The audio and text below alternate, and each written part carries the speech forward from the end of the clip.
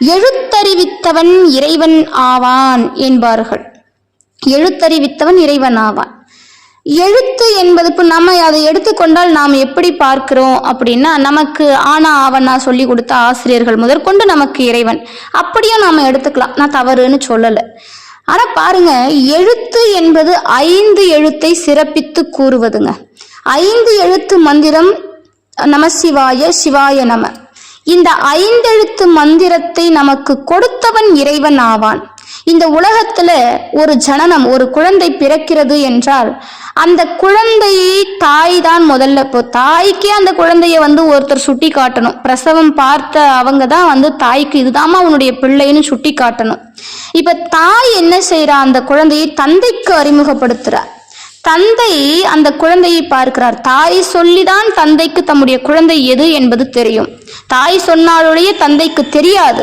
இப்ப தந்தை சொல்றார் அந்த குழந்தையை பார்த்து. தந்தை அந்த குழந்தைக்கு செய்ய வேண்டியது ஒண்ணு, குருவை காட்டணும். இப்ப தாயினுடைய கடமை தந்தைக்கு தன்னுடைய பிள்ளையை சொல்றது, தன்னுடைய பிள்ளைக்கு தந்தையை காட்டுறது.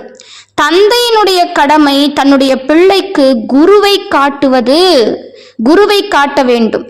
அதுதான் தந்தை. இந்த தந்தைக்கு பிறகு குருஸ்தானம். குரு யாரை காட்டுகிறார் அப்படின்னா இறைவனை காட்டுகிறார். குருவால மட்டுமே இறைவனை காட்ட முடியும். இறைவன் குரு வடிவத்தில் தான் வருவான். இறைவன் ஒருவன், அதாவது இறைவனை அடைய குருவின் வழியே உத்தம வழி. குருவினாலொழிய இறைவனை அடைய முடியாது. அப்ப குரு யாரை கை காட்டுகிறார்? இறைவனை காட்டி அருளுகிறார். அதனாலதான் அன்னையும் பிதாவும் முன்னறி தெய்வம் என்றார்கள். இப்ப முன் அறி தெய்வம், முன்னாடி ஒரு தெய்வத்தை அறிகிறோம் என்றால் ஆக பின்னாடி ஒரு தெய்வத்தை அறியவிருப்பதற்கான ஒரு சூழல் அது.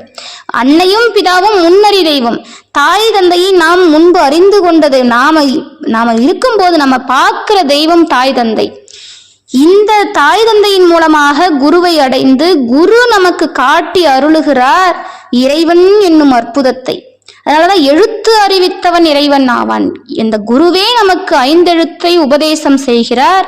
அந்த குருவே நமக்கு இறைவனையும் காட்டி அருளுகிறார். ஆகையினால எழுத்தறிவித்தவன் இறைவன் ஆவான். அந்த குருவே நமக்கு இறைவனாக வருவான்.